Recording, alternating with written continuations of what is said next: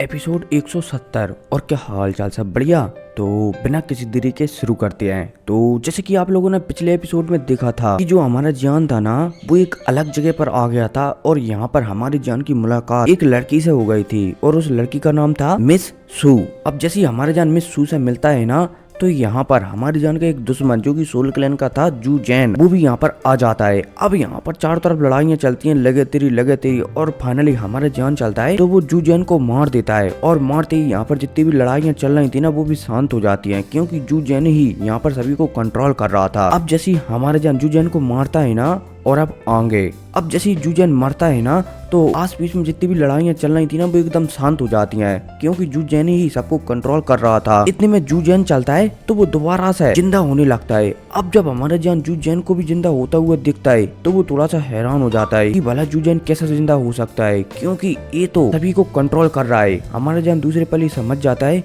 कि शायद जो जू जैन है ना, उसे भी कोई कंट्रोल कर रहा है। अब जू जैन चलता है तो वापस से जिंदा होने लगता है, लेकिन जिंदा होने के बाद इसकी आत्मा को सुरक्षित रख लिया जाता है और जू जैन चलता है तो यहाँ पर दोबारा से मारा जाता है। अब जब हमारे जान जू जैन को ऐसा होता हुआ देखता है ना, जू जैन के साथ ऐसा होता हुआ देखता है ना, तो जान समझ जाता है कि जू जैन यहाँ पर शायद मरा नहीं है, वो यहाँ से भाग गया है। और तो और हमारे जान ये भी समझ जाता है कि शायद जू जैन की आत्मा को जो भी बंदा जू जैन को कंट्रोल कर रहा है ना, उसकी आत्मा को इसलिए लेकर गया है यहाँ से, क्योंकि उसकी आत्मा को पता होगा कि ये री-सिलेक्शन मैजिक है ना, एक कैसे काम करता है। और शायद जू जैन मुझे उस मैजिक के बारे में बता सकता था, इसलिए शायद उसकी वो आत्मा को यहाँ से ले गया है। अब जान समझ जाता है कि जब जू जैन यहाँ से भाग चुका है ना, तो उसे री-सिलेक्शन मैजिक का भी पता नहीं चलेगा, इसलिए जान चलता है तो सबको नजरअंदाज कर देता है और दोबारा मिस सू के पास जाता है। अब जैसे मिस सू के पास हमारा जान आता है ना, तो हमें मिस सू की मॉम को बताया जाता है, जो कि कहीं ना कहीं हमारी जान को पहचान लेती हैं कि ये जियो कबीले का ही है। इसलिए मिस सू की मॉम चलती हैं तो मिस सू से कह देती हैं कि तुम यहाँ से जाओ। मिस सू चलती है तो अपनी मॉम को बताने लगती है कि मॉम, जान से थोड़ा प्यार से बात करना, इसने आपको और हमको बचाने में अभी हाल हमारी मदद की थी। मिस सू की मॉम चलती है तो गुस्से में मिस सू को डांट देती है कि मैं कह रही हूँ ना कि यहाँ से जाओ। अब मिस सू अपनी मॉम की ऐसी बातें सुनकर यहाँ से चली जाती है और यहाँ पर सिर्फ हमारा जान और मिस सू की मॉम ही अकेली बचती है। अब हमें मिस सू को बताया जाता है, जो कि यहाँ से जाती नहीं है, बल्कि यहीं पर थोड़ी दूरी पर जाकर खड़ी हो जाती है। अब इतने में हमें मिस सू की मॉम और हमारे जान की बातचीतों को बताया जाता है। मिस सू की मॉम चलती है तो जान से कहने लगती है कि तुम यहाँ पर किस लिए आए हो। हमारा जान चलता है तो मिस सू की मॉम से कहने लगता है कि मैं यहाँ पर जो जियो कबीले की गार्डियंस और जियो कबीले के बीच जो गलत फहमियां हुई है ना, उनको दूर करने के लिए आया हूँ। अब जैसी मिस सू की मॉम यहाँ पर जान की बात सुनती है ना, तो वो मना कर देती है कि तुम्हारी इतनी औकात नहीं है कि तुम उस गलत फहमी को दूर कर सको, इसलिए यहाँ से चलते बनो। वो क्या है ना कि तुमने कुछ समय पहले मेरी थोड़ी सी मदद की है, इसलिए मैं तुम्हें यहाँ से सही सलामत जिंदा जाने दे जा रही हूँ। वरना यहाँ का एक ही नियम है कि अगर जियो कबीले का कोई भी मेंबर यहाँ पर दिखे ना, तो उसकी गर्दन अलग कर दी जाती है, इसलिए अब यहाँ से चलते बनो। अब जैसे हमारे जान फर्स्ट गार्डियंस की बात सुनता है ना, तो वो उन्हें समझाने लगता है कि पर हमारा और तुम्हारे बीच तो फैमिली का रिश्ता है, तो भला ऐसा कैसे हो सकता है। क्या आप मुझे बता सकती हो तुम कि उस समय आखिर क्या हुआ जिसकी वजह से तुम जियो कबीले से इतनी ज्यादा नाराज हो। अब फर्स्ट गार्डियंस बोले जाए तो मिस सू की मॉम चलती है तो जान को पहले तो मना करती है कि तुम्हारी औकात नहीं है जानने के लिए, इसलिए चलते बनो, वरना अगर मुझे गुस्सा आ गई ना तो मैं तुम्हारी यहीं पर गर्दन उतार दूंगी। लेकिन जान की जिद करने पर फर्स्ट गार्डियन से चलती है तो जान को बताने लगती है कि उस समय जब पहला युद्ध हुआ था ना एबेल्ड्रिस से, जियो कबीले के इन गार्डों ने जियो कबीले की बहुत ज्यादा मदद की थी उस समय। लेकिन जियो कबीले ने उसी समय एक ऑर्डर जारी कर दिया कि जियो कबीले के जितने भी गार्डियंस है ना, सबको खत्म कर दिया जाए। हालांकि उस समय में एक छोटी बच्ची थी और मेरे सामने ही जियो कबीले के मेंबरों ने जियो कबीले के सारे गार्डों को, जो कि रिकार्नेशन लेवल पर थे, सबको मौत के घाट उतार दिया। और उसी समय से मैंने प्रण ले लिया था कि जो भी हो जाए, अगर कोई भी जियो कबीले का मेंबर मुझे जहाँ भी दिखेगा ना, मैं उसे वहीं पर खत्म कर दूंगी। और तो और उस बेकार जियो कबीले के कारण ही मैं और जियो कबीले के गार्डियन से यहाँ पर इस बेकार सी जगह पर आकर रह रहे हैं। अब भाई साहब जैसे हमारे जान जियो कबीले की फर्स्ट गार्डियंस मिस सू की मॉम की बात सुनता है ना, तो वो थोड़ा सा हैरान हो जाता है। वो सोचने लगता है कि आखिरकार जियो कबीले के लीडर ने ऐसा क्यों कहा होगा, कहीं ऐसा तो नहीं कि जियो कबीले के रूप धरकर कुछ भारी सारी क्लैन जियो कबीले के बॉडीगार्डों पर हमला कर दिया हो। हमारे जान यहाँ पर सोचने लगता है। अब हमारे जान सोच ही रहा होता है, तभी मित्सु की मोम चलती है तो दोबारा से हमारे जान से कहने लगती है कि तुम कब जा रहे हो। हमारे जान चलता है तो मना कर देता है कि मैं यहाँ से बिल्कुल भी जाने वाला नहीं हूँ जब तक कि जियो कबीले के रिश्ते और जियो कबीले के गार्डों के रिश्ते के बीच का मामला पूरी तरीके से सुलझ नहीं जाता। अब भाई जब जैसे ही यहाँ पर मित्सु की मोम हमारी जान की बात सुनती है ना तो वो थोड़ी सी गुस्सा हो जाती है कि क्या बकवास है, एक डाउजियन के 7 स्टार वाला बंदा मेरे सामने इस तरीके से बात कर रहा है। हाँ मैं जानती हूँ कि ये जियो कबीले से है, लेकिन अब मैं किसी से नहीं डरती। मित्सु की मोम चलती है तो हमारी जान के ऊपर एक हमला कर देती है। अब जैसे हमारी जान मित्सु की मोम को ऐसा करता हुआ देखता है ना तो जान थोड़ा सा हैरान हो जाता है। हालांकि जान सामने वाले हमला मित्सु की मोम का हमला 50% रोक सकता था, लेकिन वो अभी इतना काबिल नहीं था कि वो मित्सु की मोम का हमला रोक सके, इसलिए जान पीछे हटने लगता है। लेकिन मित्सु की मोम का हमला चलता है तो सीधा हमारी जान में लगने ही वाला होता है। तभी हमारी जान के अंदर से अचानक एक आफ्टर इमेज निकलती है और हमारी जान के पीछे खड़ी हो जाती है और पलक झपकती ही जो मित्सु की मोम ने हमला किया था ना उसे डिजोल्व कर देती है।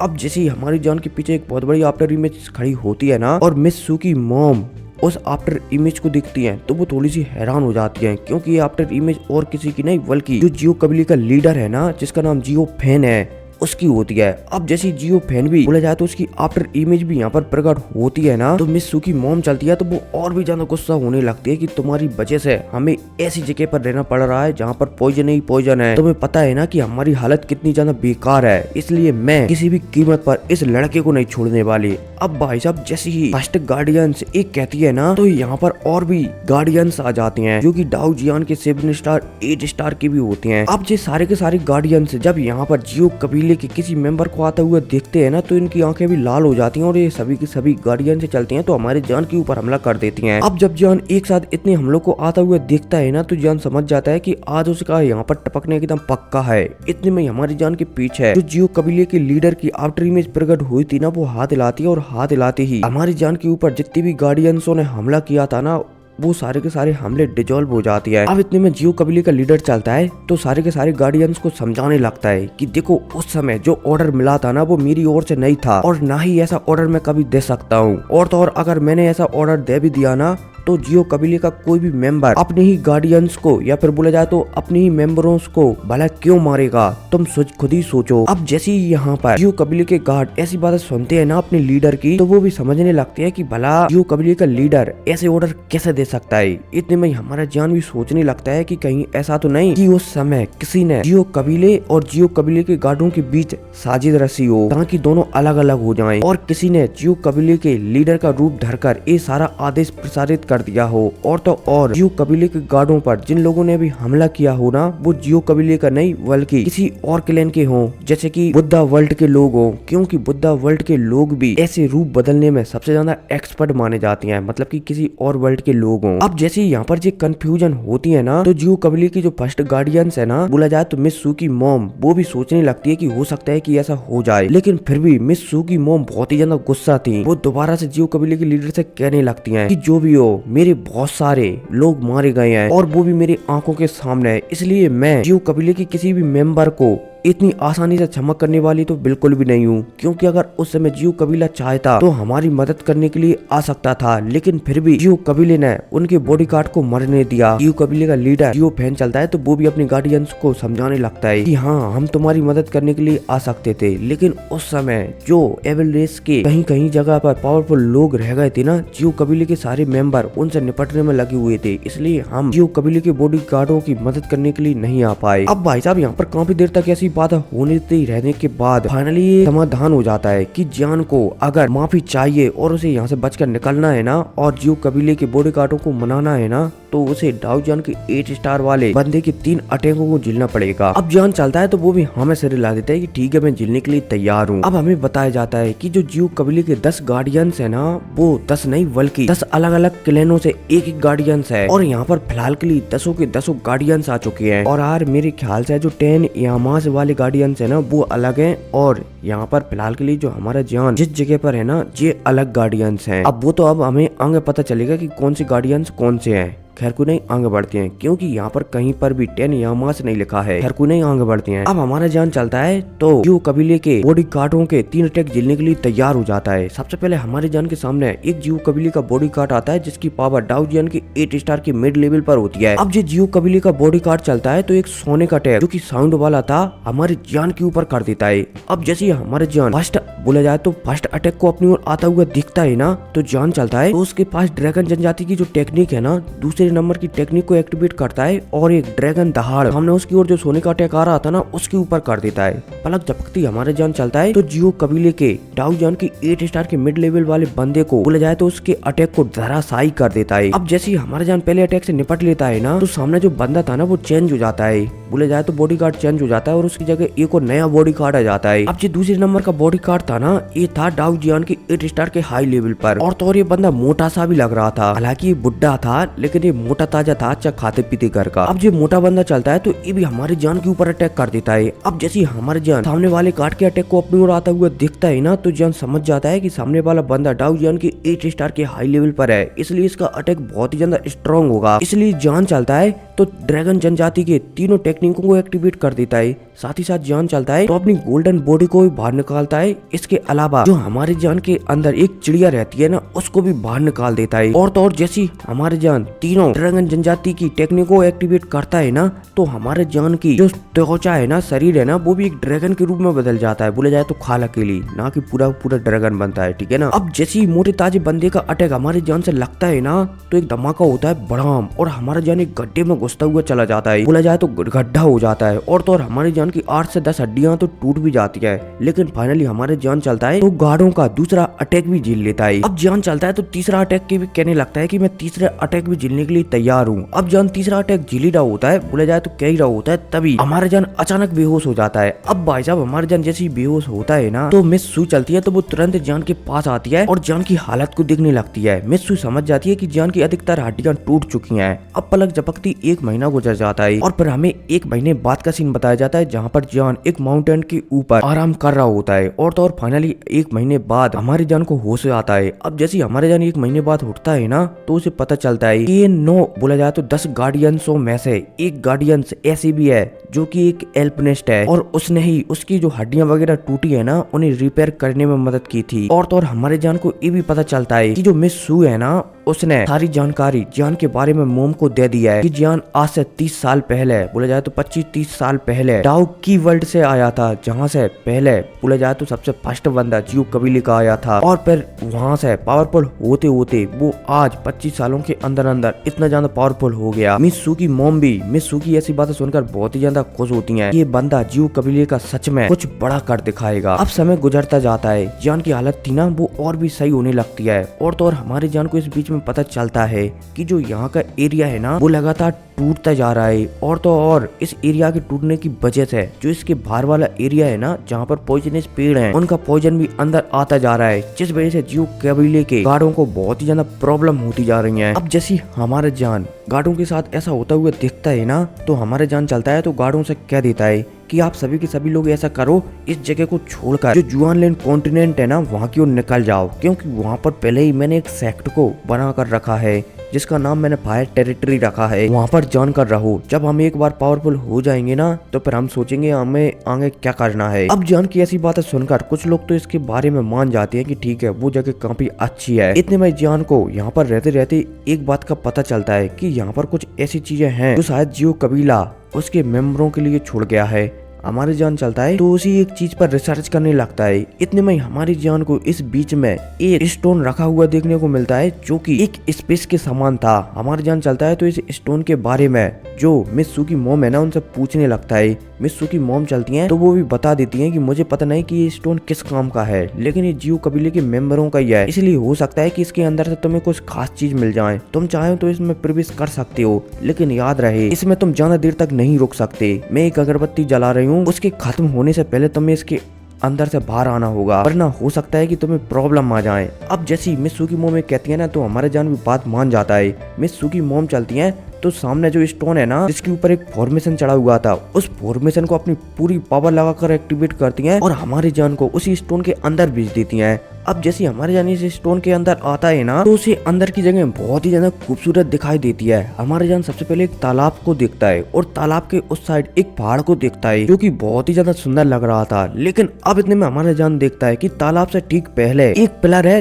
जो कि बहुत ही ज्यादा तगड़ा है, और बोला जाए तो ये पिलर अगर किसी से भी टच हुआ ना तो वो मारा जाएगा। और तो और ये हवा में तैर रहा है ये पिलर। अब जैसे हमारा जान इस पिलर को देखता है ना, तो वो उस पर एंशियंट निशानों को भी पड़ा हुआ दिखने लगता है। हमारा जान समझ जाता है कि सामने जो पिलर है ना वो शायद गॉडों से संबंधित है, एंशियंट गॉडों से संबंधित है। अब जैसे हमारे जान ये सोचता है ना, तो हमारे जान की जो ताओसी गॉड की दी गई अंगूठी है ना, एम्पायर रिंग, वो भी कांपने लगती है। इतने में पिलर चलता है तो तेजी से हमारे जान के ऊपर ही हमला करने के लिए आगे आ जाता है। अब जैसे हमारे जान पिलर को अपने ऊपर हमला करता हुआ दिखता है ना, वो भी अचानक से तो जान समझ जाता है कि ये पिलर से वो क्या उसका कक्का भी नहीं जीत सकता, और तो और एम्पायर रियान रिन भी उसकी मदद नहीं कर सकती। इसलिए अब हमारा जान चलता है तो जियो कबीले की ब्लड लाइन को एक्टिवेट कर देता है। अब जैसे ये ब्लड लाइन एक्टिवेट होती है ना हमारे जियो कबीले की, बोला जाए तो जान की चारों तरफ एक रेड कलर का स्क्रॉल बन जाता है। बोला जाए तो कोकून टाइप का अंडा सा बन जाता है। अब जैसे ये अंडा से बनता है ना, तो जो पिलर हमारे जान की ओर आ रहा था ना, इस रेड कलर के अंडे से टकराकर, बोला जाए तो कवच से टकराकर धीरे धीरे गायब हो जाता है। अब जैसे ही हमारे जान इस पिलर को गायब होता हुआ दिखता है ना,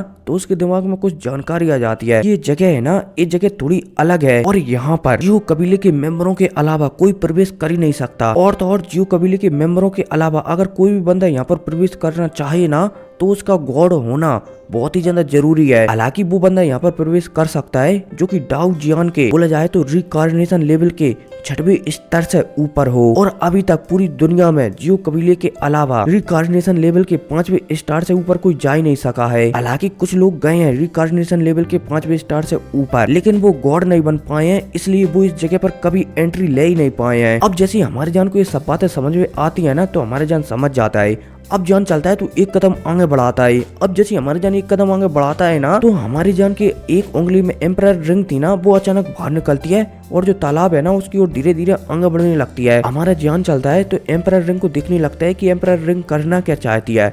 इतने में जो तालाब है ना उससे लहरें उठती हैं और उस तालाब में से 9 ड्रैगन जो कि 9 अलग अलग कलरों में थे बाहर निकल कर आती हैं। अब जैसे ये 9 ड्रैगन अलग अलग कलरों में थे ना बाहर निकल कर आते हैं ना, तो चारों तरफ पहले तो ये देखते हैं और फिर देखने के बाद अचानक ये पानी के अंदर ही घुस जाते हैं। अब इतने में इस पानी से एक बॉक्स बाहर निकल कर आता है। अब जैसे ये बॉक्स बाहर निकल कर आता है ना, तो हमारी जान की जो एम्पायर रिंग है ना इस बॉक्स के चारों तरफ घूमती है और कुछ चीजों का पता लगाती है कि इस बॉक्स में आकर है क्या, और फिर दोबारा से हमारी जान की उंगली में वापस आ जाती है। अब जैसे हमारी जान की उंगली में दोबारा से एम्पायर रिंग वापस आती है ना, तो हमारी जान के दिमाग में कुछ जानकारी घूमने लगती है, जो कि एम्पायर रिंग ही हमारी जान के दिमाग में बजाती है कि जो सामने बॉक्स है ना उसके अंदर एक खास ट्रेजर है और इस ट्रेजर के जरिए ही कोई गॉड लेवल पर जा सकता है। अब जैसे हमारे जान इस बात का पता लगाता है ना, तो उसे सारी बातों का पता लग जाता है कि जियो कबीले पर आखिरकार लोग बागों ने हमला क्यों किया, क्योंकि जियो कबीले के पास एक ऐसी चीज है जिसकी सहायता से कोई भी बंदा गॉड बन सकता है, और तो और गॉड बनने के बाद जो गॉडों का रियल में होता है ना उसे भी वो खोल सकता है। हमारे जान समझ जाता है कि इस दुनिया में बोले जाए तो डाउ की वर्ल्ड में तो कोई भी गॉड बन सकता है, लेकिन इस दुनिया तो गॉडों की दुनिया है, लेकिन इसके ऊपर भी एक और गॉडों की दुनिया है जिसे गॉड रियल में कहा जाता है, और उस रियल में कोई भी बंदा इतनी आसानी से नहीं जा सकता, और उस रियल में जाने के लिए गॉड बनना पड़ेगा। और इस दुनिया में इतनी पावर नहीं है कि कोई भी बंदा गॉड बन सके, लेकिन जियो कबीले के पास एक खास ट्रेजर था, इसलिए वो अपने क्लैन में गॉडों का जन्म करवा सकते थे, और इसी खास चीज को छीनने के लिए जियो कबीले पर सारे लोगों ने हमला किया था। अब जैसे हमारे जान को इन सारी बातों का पता चलता है ना, तो वो समझ जाता है। अब हमें यहाँ पर नहीं बताया गया है कि हमारे जान इस बॉक्स को लेकर बाहर आता है या फिर नहीं आता, लेकिन यहाँ पर हमारे जान लगभग 5 या 6 मिनट और रुकता है और पहाड़ के ऊपर मतलब की 2-3 चीजों का पता लगाता है और यहाँ से वापस आ जाता है। अब इतने में सीन सब होता है और दोबारा से हमें बाहर का सीन बताया जाता है, जहाँ पर जो 8 से 10 गार्डियंस थे ना वो हमारी जान का ही इंतजार कर रहे थे, और तो और जो अगरबत्ती उन्होंने जलाई थी ना वो भी ऑलमोस्ट खत्म होने वाली थी, इसलिए जो फर्स्ट गार्डियंस है ना वो बहुत ही ज्यादा चिंतित थी कि अभी तक जान क्यों नहीं आया। और फाइनली हमारा जान चलता है तो टोकन या फिर रियल में से बाहर निकल कर आ जाता है। अब जैसे हमारे जान बाहर आता है ना, तो जो फर्स्ट गार्डियंस है ना वो हमारे जान से पूछने लगती है कि क्या हुआ, तुम्हें उनके बारे में पता चला। हमारे जान चलता है तो हमें से रिला देती देता है। अब जान चलता है तो जो फर्स्ट गार्डियंस है ना उसे कुछ कोऑर्डिनेट्स देता है, मतलब कि कुछ बताता है। फर्स्ट गार्डियंस चलती है तो एक पोर्टल ओपन करती है और यहाँ से सभी के सभी लोगों को जो जुआनलैंड कॉन्टिनेंट है ना वहाँ की ओर ले जाती है। और तो और हमारा जान चलता है तो वो भी फर्स्ट गार्डियंस के साथ जुआनलैंड कॉन्टिनेंट की ओर निकल जाता है, क्योंकि हमारा जान काफी समय से काइलिन से नहीं मिला है। अब इसी के साथ सीन शिफ्ट होता है और पर हमें काइलिन को बताया जाता है, मतलब कि इसी के साथ सीन शिफ्ट होता है और पर हमें जुआनलैंड कॉन्टिनेंट को बताया जाता है, जहाँ पर हमारे जान की जो फ्लेम टेरिटरी है ना वो बहुत ही ज्यादा लंबी हो चुकी है और उसने 3-4 जो देश वगैरह है ना उन पर कब्जा कर लिया है और तो और 3-4 देश हमारी जान का ही साथ दे रहे हैं। अब इतने में हमें एक हॉल का सीन बताया जाता है जहाँ पर हमारी काइलिन बैठी हुई थी और वो अपनी बेटी जियो जियो के बारे में सोच रही होती है कि 25 से 30 साल हो चुके हैं और पता नहीं मेरी बेटी जियो जियो कितनी बड़ी हो गई होगी, पता नहीं उसकी शादी हुई भी होगी या फिर नहीं। काइलिन चलती है तो अपनी बेटी जियो जियो के बारे में सोच रही होती है और मैं भी एक चीज के बारे में सोच रहा हूँ यार। कोई नहीं, मिलते हैं अगली वीडियो में, टेक केयर।